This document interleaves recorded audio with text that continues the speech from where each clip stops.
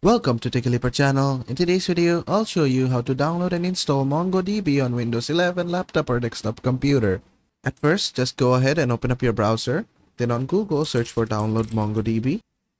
Then just go to the MongoDB community server download link. And then just make sure you're selecting the version which says current. Then choose your platform and make sure the package is set to MSI. And then click on download. Then just save where you want to download it and click on save. Then just wait for it to be downloaded. And after it has been downloaded, just click on it to open the file. You can minimize your browser. Then the installer will open. Just click on next. Click on I accept the terms. Click on next again. Click on complete. Click on next. Click on next. Click on install. Then just wait, it will install itself.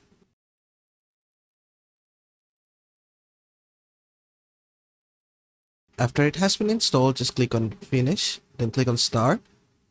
And that is how to download and install MongoDB on Windows 11 laptop or desktop computer. I hope this video was helpful. If it was, please give it a thumbs up and don't forget to subscribe.